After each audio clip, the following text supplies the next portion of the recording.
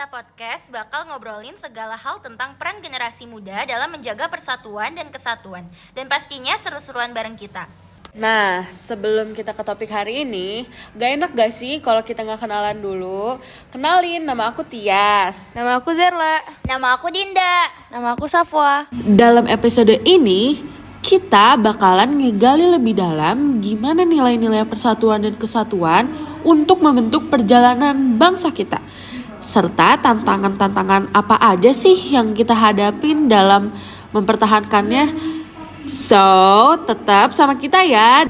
Jadi kalian santai aja, duduk manis atau rebahan dan yuk kita mulai ngobrol. Kalian tahu nggak sih masalah-masalah yang ada di zaman kita ini, khususnya solidaritas kita sebagai generasi muda? Emangnya apa tuh? Setahu aku sih banyak banget ya masalah generasi muda ini, adanya kurang peduli sama persatuan sama kesatuan di negara kita ini.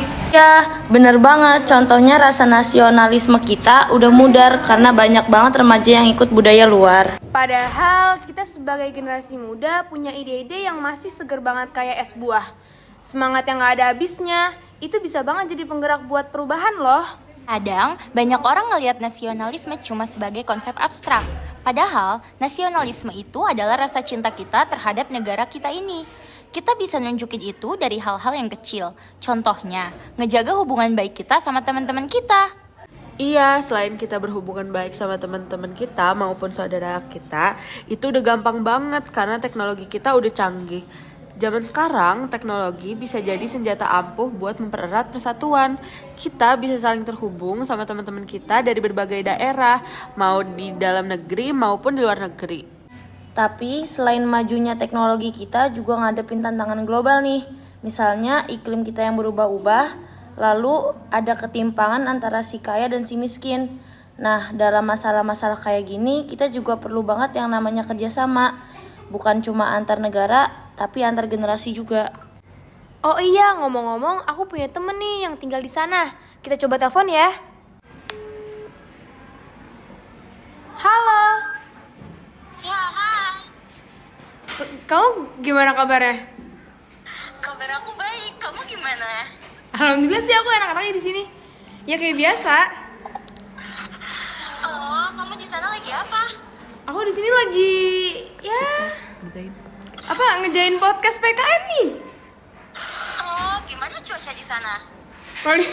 Kalau di sini sih panas Kalau di sini tuh banget. panas banget. Halo, temennya Zerla. Hai, Tias. Iya. Gimana kabar kamu? Kabar aku baik. Tias gimana? Di Singapura jam berapa? Aku baik sih di sini. Kalau kamu di Singapura gimana? Jam 8 pagi sih. Di sana jam berapa? Oh, jam 8 pagi. Kita masih jam 7 sih di sini. Oke deh kalau gitu. Boleh halo-halo gak? Soalnya kita lagi di podcast nih. Oh iya, aku masuk podcast. Iya. Hai teman-teman semua. Boleh gak halo? Halo. Halo. Ya udah ya, Sally. Udah dulu ya, soalnya kita lagi mau lanjutin podcast nih. Kamu sehat-sehat ya di sana. Oke. Dadah. Sana. Iya, bye-bye. Bye. Nah, itu dia teman kita yang lagi ada di Singapura sekarang. Namanya Sally. Nah, kita lanjut lagi nih ke topik yang tadi. Kita juga harus bisa menjadi agen perubahan yang gak cuma peduli sama diri sendiri, tapi juga peduli sama masa depan Indonesia dan dunia. Negara kita ini luar biasa banget guys. Punya segala macam suku, budaya, agama, bahasa. Itu semua kekayaan yang gak semua negara lain punya. Jadi sebagai generasi muda, tugas kita ya harus ngejaga dan melestarikan budaya-budaya di negara kita ini. Dan juga gimana kita bisa saling hidup berdampingan dan saling menghargai satu sama lain. Terkadang kita belum bisa menghargai antara kita dengan teman kita maupun menghargai orang yang lebih tua daripada kita. Nah, oleh karena itu kita harus lebih mengevaluasi diri kita agar tetap bisa menghargai orang lain, maupun itu teman kita sendiri maupun orang yang lebih tua atau orang yang tidak dikenal sekalipun. Generasi muda memiliki kesempatan untuk memperkuat sikap saling menghormati antar suku, agama, ras, dan golongan. Dengan menjaga nilai-nilai toleransi, mereka bisa menghindari potensi konflik sosial yang dapat merusak persatuan bangsa. Nah, kita sebagai generasi muda ini juga diharapkan untuk menumbuhkan rasa cinta tanah air dan kebanggaan terhadap keberagaman budaya Indonesia ini. Ini penting banget karena agar tetap merasa terhubung dengan tanah air meski berada di dunia yang semakin berglobal. Juga peran pendidikan dan kegiatan sosial generasi muda juga bisa menjadi agen perubahan yang dapat mengedukasi masyarakat tentang pentingnya persatuan dan kesatuan.